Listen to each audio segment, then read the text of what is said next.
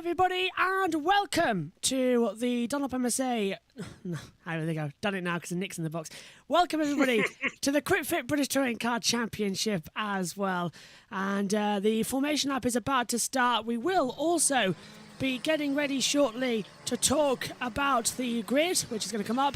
Josh has got some news to tell us while on the formation lap about a nasty accident in the Ginettas that we updated you with in Formula 1, but we haven't yet updated you here in the touring cars.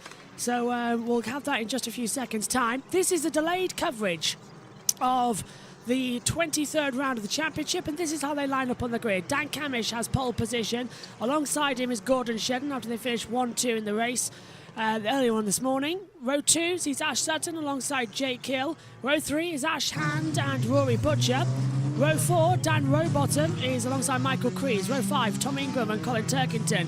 Row 6 is Stephen Jelly and Adam Morgan. Row 7, Josh Cook and Jason Plato. Row 8 sees Bobby Thompson alongside Aidan Moffat. Row 9, Dan Lloyd and Ollie Jackson.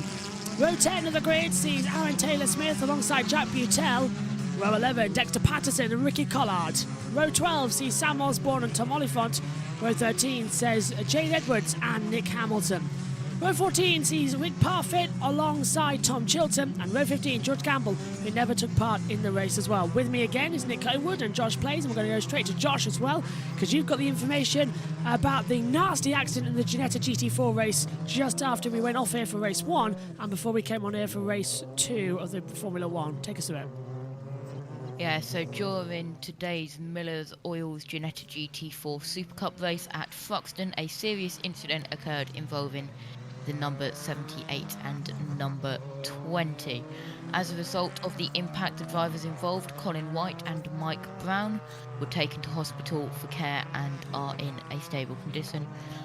Ginetta will provide further updates in due course through our website and social media channels. In the meantime, we wish Colin and Mike a speedy recovery, and I believe that the medical helicopter in the back, if you are watching on delayed TV pictures with us, flew right over our house. Well, I knew it was that helicopter, but I believe it had one of the drivers in it en route to the hospital down there.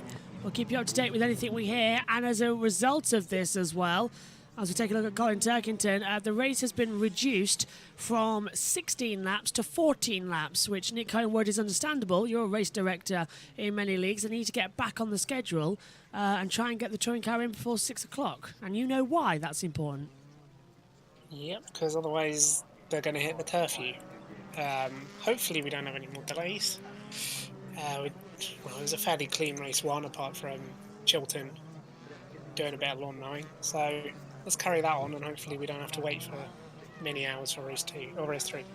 Absolutely, because we're doing this at 4:22. The race took part at 2:35, so about 2 hours ago, and there is a race 3 is predicted to start at 5:20. Whether or not it does start at 5:20 there is questionable. It is possible it's going to start at 5:45 as well, which is 25 minutes later, which seems to be akin to what the schedule is looking like. So we'll keep you up to date as we know, as the cars are coming now towards the formation lap. And just for clarity, we've got a driver tracker, we've got the timing screens, but neither of us, none of us up here in the comms box, not myself, not Josh, not Nick, know what happens in this race at all, because we were all covering the Formula 1. Nick was watching the Formula 1, me and Josh were covering the Formula 1 with Tom Dillon, and we don't know what's going to happen, which makes it more fun watching the race back.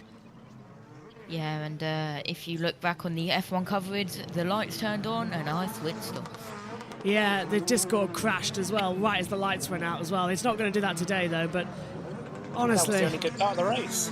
Yeah, best part of the race. Everyone, it was just me and Megan left in the comms box, and it was the best part because the race starting as well. We got it back okay, and it didn't affect the stream that much. Josh and Tom were able to keep an eye on it though, which is good as well. All cars lining up then at the back of the grid. You can see it just lining in position there as well. And now becomes the part where I hate most, because I need to become an absolute wizard to keep this working, because I've now got to be on 3 different screens while looking towards the lights. Cars laying up at the back. Revs will begin to rise. It's a shortened race 2, but it's round 23 of the Quick Fit British Touring Car Championship. Red lights are coming on, revs are rising, lights on here at Thruxton, and when they go out, We are racing, and it's a good start for the front row of the grid. If your name is Dan Camish, it's a good start. If your name's also Ash Sutton, he's going up the inside in towards Allard, and he's getting ahead of Gordon Shedden, and it's a Napa 1-2. That's what they couldn't do in the previous race as we head down in towards Campbell and Cobb. Sutton's going to be on the gravel just a bit. This time, Shedden's giving in the room, and Sutton goes through. Coming up also on the inside, that looks to me like that's going to be one of... It's really Butcher. Butcher's passed Hand, and he's passed Hill. He's up into 4th position, but Hill's fighting back, and Ash Hand staying through. Perfect start as Butcher and Hill go side by side through Village.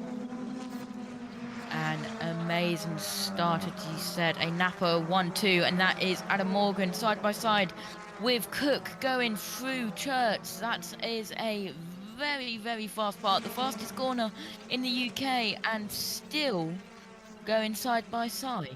They still are going side by side. They're not giving each other any room at all, Nick. And it was a clean start, thankfully, as well, as they head up towards Cops for the first time, and Club Corner for the first time, I should say. And it's unlike race 1, where everything was kicking off. We've had a habit today. Race 1 in touring cars, everything kicked off. In Formula 1, everything kicked off. And so far today, it's looking quite calm. They're being very well behaved, uncharacteristically. Yeah. But we still got 12 laps for that to change. And Plato's dropping down. I hope that's a transponder issue, that he's dropping further and further down the order. Collard into 19th position as well. Oh, and on the grass there as well. I can't quite tell you that. I think it's Plato. It is Plato. With up the inside comes Ricky Collard. And Ollie Jackson getting involved there as well on the onboard camera. We lose a little bit of audio as Plato touches the side of Collard and then spinning. Plato goes for a half spin, coming through Campbell and Cobb, and it's an open goal then to go up the inside for everybody else. Nick, that was a messy carbon copy of what happened with Sutton and Cook in race 1. Yeah, absolutely bizarre situations that we're seeing out there on the circuit right now as well, in terms of a carbon copy, as you say, of race 1. As through we go again, and the two Napa Fords look like they're actually going to make battle with each other, because Dan Camish, who won race 1, is coming under pressure from Ash Sutton, who I think only won for the first time last time on at Knockhill, if I'm not mistaken, as well, 2 times ago actually after the summer break, because Nestor didn't slip between them as well, and a little bit more contact up the inside, and well, okay, Sutton's using the hybrid power, but I don't think he's going to find a way through here on Camish into turn 1. And the teammates, it's rule 1, don't hit your teammates. Unless you're Nick Homewood, of course. There's a replay of Plato hitting Collard. Or the other way around. Oh, actually, no, Plato turned in on Collard there, I think. What do you think, Josh? Plato turned in on Collard, or was it Collard hit Plato? No idea. And it looks like Plato hit Collard, but Sutton fastest lap, a 1:16.693. Lap 3 of 14 was going to be 16, but because of the incident earlier. Yeah, track temperature is at 35.9 degrees, air temperature 22.6. This is the start, I think, of Colin Turkington on board, because Ingram's just alongside him, and Turkington didn't start that far back, and it was a perfect launch from that BMW, but Michael Creed sort of having nosebleeds up there, gets passed by Jelly on the inside, and Turkin just starts to slip down. This is not the great weekend that we were predicting for him. It was a bad qualifying, and as we said, Nick, as well, this is really going to start affecting him coming into the season for the championship, because Sutton stands to gain massively after race 1. Yeah, he's behind he's behind Hill. Is he behind Hill? Yeah. Yeah. Where is Hill? Yeah. And he's behind Ingram, he's behind Sutton. So he's losing out here. Just have to see what the reverse grid draws in. That's going to be fun. We'll have the results of that at the end of the race, because of course it's already happened because we're delayed. So Josh will be able to tell us when the race is over. That's the beauty of being delayed for race 2 half the time as it comes through. But Camish leads. The computer did think that Sutton was leading, so maybe they had something across the line that we didn't see. But still go through. Transponder issue for Camish. Ah, I see. That's always going good. As I'm just reading it. Whenever I'm ready, if I'm ever going to go now, I don't know. Okay. That's interesting. It's Colin Turkington in P12 as well on board. Turkington's behind Crees as well. He's dropped so far back. He's P12. He's dropped 2 places from where he started. I don't know what the hell's going on with Colin Turkington today, but it's going to affect him massively. Only the top 12 get reversed around for the reverse grid as well. That comes up for race 3, so He'll be counting his lucky stars if he can stay in 12th position. Battle for 15th and 16th between Morgan and Moffat. Both of them are abusing their hybrid power to their heart's content. It's remained on for ages. Oh! Missed the chicane. Okay, so Sutton missed the chicane. I didn't see it myself. You did, Nick, though, and he's lost time to Camish. Yeah, he missed the second part. So we got around the first part, but then went the wrong side of the bollard on the second part. So Got that's... dirty tyres from that as well. Oh, Patterson! Patterson in contact at the exit of the pit lane, and I can't tell that's with... Is that Jack Butel? Yes, it is. He was involved. And Patterson's in trouble, and looks like he can continue. And Chilton, I think. yeah, Chilton goes through. Chilton. Let's have a look. Hyundai double. There's Sutton making that error, as you said. And where's the contact further back? Okay, where is it? Here it is. Up the inside. Oh, so jump of the curbs from Butel, who tags the back of Patterson, spin round. Oh, 2 taps as well. Then Chilton comes in for a side door whack, as you said, Nick. Yeah, very clumsy manoeuvre from Butel. Well, it's expected, isn't it, from Jack Butel, isn't it, Josh? We've seen this at the championship this year, just having several crashes. Yeah, it really is. Jack Butel is sometimes the Sam Osborne or Ollie Jackson. Yeah, it's always one of those, isn't it? Always one of them. Especially as well that the championship is getting towards its tail end. Only Thruxton, Silverstone and Brands Hatch left of this year's championship. Silverstone's in a month's time. Well, we've had so many back-to-back. Go on, Josh, didn't hear that. You still planning to go to Silverstone? That's the current plan. Fingers crossed we can. But it's all a question of if, because even though there's no COVID protocols, since COVID came in, they've reduced the amount of media allowed. I got lucky at Snetterton because it was the first event back. And now they're having a bit of go at me, so I'll try. I've still got my pass for next year, though, so that's good. That's the only thing I care about. Doing these watch-alongs has meant I get the pass for next year, so happy, happy, happy as they come through. Look at everybody taking these as well. In fact, you two should apply. Because Josh, you've done it all season. You should apply. And Nick, you've done it quite a lot now, so I think you should as well. Yeah.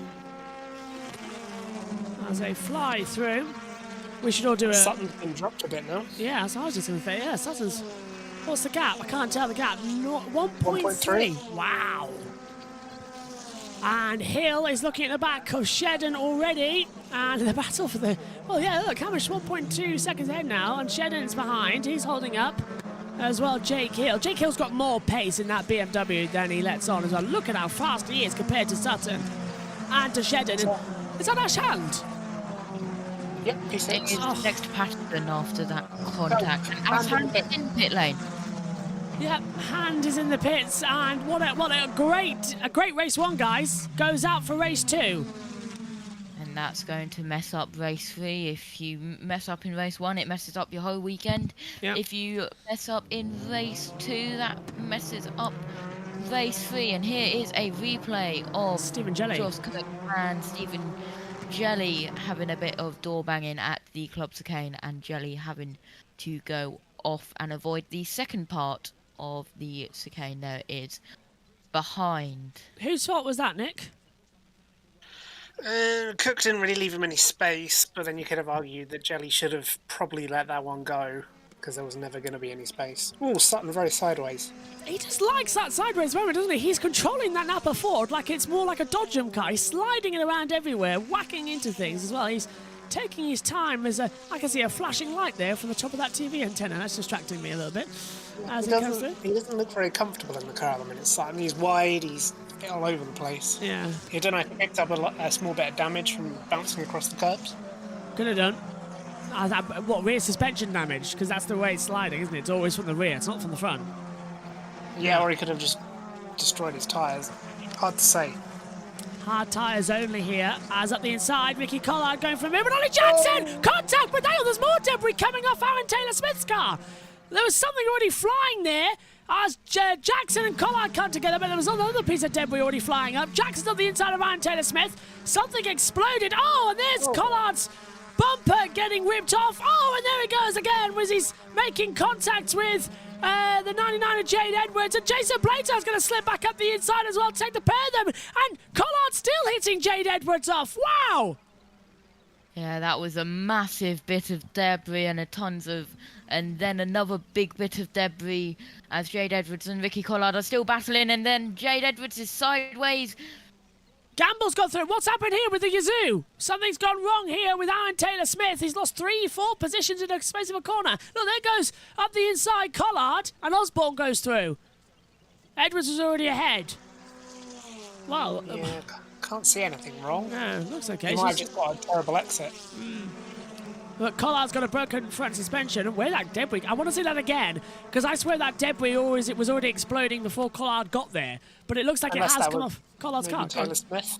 Yeah, I thought it was Aaron Taylor-Smith, but I want another look at it, because to my eye, it looked like the debris was already there before contact had been made. But it already now looks like it's damaged suspension, or damaged front. But here it is again, look. So let's have a look. Cuts to the inside, does Collard. Jackson shuts the door. There's the contact. No, look, it's already gone.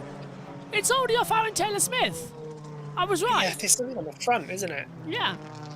And there's debris now at one of the fastest parts of the track. So, That was this move was very aggressive from Collard. yeah, shut the door. And Jade nearly whacked to the side there. And look, bang.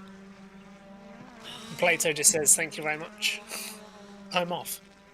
Yeah, I think we should add Vicky Collard to the list of Osborne, and there is Aaron Taylor-Smith in the pit lane. I think we should add Collard to the list of Osborne Jackson. Yeah, He has been very aggressive this season. he has, unfortunately. As they come through, Aaron Taylor-Smith leaves the pit lane. Oh, and the The race team... is nearly finished already. Yeah. Oh, wow. 10 lap 10 and 14. Yeah, so it's a very quick one, this race. It's not holding around at all, which is surprising at Thruxton. As Jelly is attacking Turkington, but Turkington has passed him already before turn 1 even makes it there. So good move there as Turkington to 10th, as I said. And just double checking with the timing screens as well, because Camish has a 1.3 second advantage and looks likely as well if he can hold on for 5 more laps to take a back-to-back victory to kick off this year. His first win of the season came last time out, and I could get a second here. This is a replay of the BMWs coming to blows down at Church. He's got his indicator on, so I think is he letting him past? Is that something we do in ERC? Indicators on the R Factor? There's no button for that. Ah. Yeah, he let him through. Yeah, he was indicating before to say, "I'll get out of the way to your right." That's interesting. There used to be a button on it. On the original R Factor game, there used to be a button you could press for indicator. I remember it. Yeah, not anymore. Oh, R The only Factor thing 2. is, if Jelly's let Turkington through, but if it's 11th that gets selected for reverse grid, then that's actually hindering Turkington for the next race. Yeah, because he'll stay in 10th, won't he? Well, yeah, or if Jelly's on pole, Turkington will be second. Yes, that's it. Yeah, that's the way. Yeah, so that's affecting him again. So weird, but Turkington has fought back from 15th anyway, so that's okay. Not the first time we've seen someone come back from that far back today, of course. A certain Red Bull driver who, if you haven't seen the F1 race, we won't spoil it for you as well. It's the watch-alongs on the YouTube channel. We finished that around about an hour ago. As Ingram again, defensive from Rowbottom for P6 and 7 at the moment. As they're coming through. And touring cars once again proving that banger racing is the popular form of motorsports that come through, as Camish is 1.2 seconds ahead of Sutton at the moment, and starting to come in as well. And Sutton's 1.1 second ahead of Shedden. So it's I Napa. think Hill could be getting Shedden if he gets a good run here. We cut to that battle now, actually. Yeah. Oh, hello. Collard with Jackson and Plato. Yeah. The two of them are together. Keep hold of your hats, everyone. Plato's looking to the inside of Jackson, and this is... Oh, Plato's got him. Jackson's gone wide. Coming the exit of Village into Noble, and he's got him. Nope, he hasn't. Nope, there's contact, and Plato loses the cover for his tow hook. So if Plato stops, he won't get towed through Church, and a little bit of touch of the gravel there for Ricky Collard, but Plato's trying to find through. Go on, Nick. Yeah, Plato. No, not quite. I don't think. Damn. It's quite hard to judge distances at Thruxton, especially on that camera angle. Yeah, we need the other side that we used to have as well on the run into it. That's the one we need. Well, about 3 years ago. Come on, Josh. Jackson hitting the side of the wheelbarrow, the wheel tyres, and that is Jade Edwards looking up and nearly going sideways and has to cut the corner of Cobb. If Jade Edwards didn't have bad luck, she'll have no luck at all. This is completely unfair for her. Shit, and they're still hitting her. Plato's hitting the side of her massively. We lost audio because This it's is onboard. onboard Jackson, I think. This isn't Edwards. Yeah. Edwards is behind. Edwards is behind. Yeah. Okay. But she still went off a bit wide, didn't she? Napa Ford are doing everybody proud here. Oh, and Gamble and Edwards battling together now with Osborne right in the mix. Further down the field, and well, this is just turning into yet again a classic touring car race where it's more like Dodgem cars. So that's all the touring cars is. It's Dodgems. Actually, no. What did you describe it as earlier on, Nick? Rallycross. Yes. This is more There's enough exciting. dust. There is actually. Yeah. How much is it? 29 at the moment. Oh, Sutton's past Oh, Camish. yeah! Sutton leads! How's that happened? Sutton has taken the lead away from Dan Camish coming into Campbell and Cobb. When did that happen? Did you just let him through? I don't know. He was 1.2. Here it is. Camish is leading. He let him through. Camish let Sutton through. That is team orders for the championship. He let him through for the championship, didn't he? Wow. Okay, I don't like that. I don't. Sutton would have had the championship lead anyway, with Turkington only being 10th. Sutton winning the race doesn't affect anything. It gains him, what, 2 points? Well, Hill was still 4th and Ingram 6th, but we've still got 2 whole rounds to go, so that, no, I don't like that at all. Your reaction, Josh? Yeah, no, thank you. Sutton is going to win, and he doesn't deserve to win, because Dan Camish has let him through.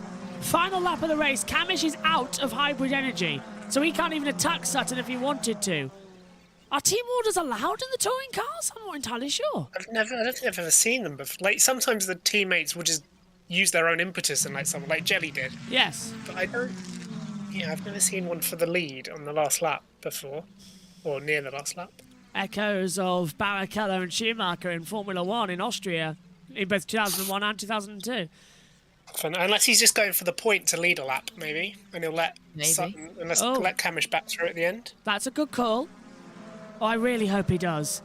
That would be because he's led a lap now, hasn't he? He's crossed the line as leading it. So if I was Sutton, I'd let him through, because that would put him on. He's got the fastest lap point, leading a lap. That puts him level with Camish, doesn't he? On race victory, 21-21. Yes. Doesn't look like that is happening, though, does it? No, it's not. Oh, just let him through. Let him through, because then he's both technically a winner. He's not going to do it, is he? Sutton's going to come. He's coming in. He's slowing a little bit, but problem is Camish isn't accelerating. Out the last corner. Oh, I don't believe it. Sutton wins it. No, don't like that. No. Camish is second. Shedden third. Hill fourth. I don't like that at all. Sutton takes the win, and he does not deserve it in any way, shape, or form. What the hell happened there? This isn't Formula One, it's the British Touring Car Championship. That's not meant to happen.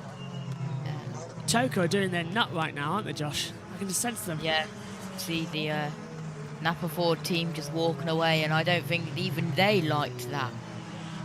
Who made that call? Who made that call to say swap positions? Sutton wins, but he in no way, shape or form deserves to win. I just can't. I'm not disappointed. I'm not angry, I'm just disappointed. That is third win of the season for Sutton. Fastest lap and led the lap. That's 22. Yeah, it was team orders. Oh. Look at the fans. Right. I don't know. Well, I don't know. He did let him through, whether it was from the team or whether he did it himself. But either way, yeah. No. That's not the way you win championships. It's a bitter taste. Some fans applauding, some are like, what did we just watch? I mean, that's not how you win championships, especially in touring cars. If Sutton wins this year's title, it's going to feel very, very hollow, in my opinion, because he was let through by his teammate. He would have had the championship lead anyway. And Or is he in race 3? That's what we need to find out. We've got the reverse grid draw coming. Yeah, who's on pole for the reverse grid then? Come on, Josh. Tell us. We've been waiting about 20 minutes. Who's on reverse grid pole? Tell us in a second, because here's the results, actually. It's Ash Sutton, who finishes first. Doesn't win. In my opinion, race winner is Dan Camish, who finished second. He let him through, yeah, but that was a team order. It's happened again in motorsport. Gordon Shun is third. Jake Hill fourth. Rory Butcher fifth. Tom Ingram is sixth. Dan Rowbottom is seventh. Cook, Crees, Turkington round out the top 10. Jelly 11th. Thompson, Lloyd, Morgan, Collard, Moffat, Jackson, Plato, Gamble and Osborne round out 11 to 20. And 21 to 29 is filled out by Jack Butel, Tom Chilton, Jade Edwards, Tom Oliphant, Aaron Taylor-Smith, Rick Parfitt, Nick Hamilton, Ash Hand and Dexter Patterson in 29th position as well. If you're interested in what that does to the Drivers' Championship coming into this round, this is what it does. They were only separated by about 12 points. Ash Sutton is now level with Colin Turkington in the championship after that team order. 294 to Colin Turkington's 294. Tom Ingram is now level on points with Jake Hill, 284 to 284. They're the only 4 drivers in this championship, and 2 sets are level. Sutton and Turkington 294, Ingram and Hill 284. And I can see now why Napa did it, to put him level with Turkington, and Sutton's had more wins. Turkington's had more wins, but that feels hollow to me. That's creating a narrative that I don't like. That doesn't make me feel good. Yeah, that's not good. Maybe he'll fail the right eye check. He's already passed it, hasn't he? He's in first, so he hasn't failed it. Yeah. That's a shame. That's a shame. That's quick. We're going to listen to the interview, I think, with Louise, because we've got time. We've got time on our side here, because that race was so quick, and race 3 is in for another half an hour at least. So we're going to hear from what Louise has to say to the race winner, Ash Sutton, who doesn't really deserve to win it. It is a Napa Ford 1-2, but in my opinion, and I'm sure Nick and Josh's, and everybody's watching, they're in the wrong order, massively. Before we hear from them, final words from you, Nick. Oh, they're on an ad break. We won't hear from them. Okay, so final word from you, Nick. Well, it wasn't really very exciting race, in all things considered. And that at the end just sort of capped it off. Typical race 2. Go on. Yeah, let's hope race 3 is better. They don't need the car for a month, so it's guaranteed to be a mess, isn't it? We can wreck 'em. And speaking of race 3, let's take a look at the grid. Josh, who's on pole for race 3? You've got it there. Oh, Nick, you called it earlier in the race. Number 11 was pulled. Stephen Jelly is on pole with Colin Turkington alongside. Michael Crees, row 2 in third. What? That's amazing for Michael Crees. He's having a great weekend. So, Ash Sutton and Dan Camis are all the way back on rows 5 and 6. Maximum disruption though, Nick and Josh, for race 3. That's exactly what we like to see. It's going to be a great race, I think, now. Yeah, I think BMW will do the exact same thing that Napa just did. Yeah, swap the positions as well. I think they will, to be fair. Turkington might lead, and I think Jelly might stall at the start or something, or they'll get a really, really poor getaway. Okay. Right, gentlemen, thanks for your company. We'll see you again in half an hour's time for race 3. That's scheduled to get underway at 5:15, but because of the schedule delayed, we might be on air a little bit later. So join the live chat, and we'll keep you updated about when we go on as well. And at JoshuaBirch99 on Twitter, I'll tell you there as well, and on Instagram. That's another key way to keep us updated. On time. Oh, that's great. So in that case, we'll see you in half an hour then. So plan is 5:15. We'll be on air with Louisa's Good Walk. Let's go get a cuppa and try and forget that mess and start again later. Thanks for your company, guys. See you in half an hour. Bye for now.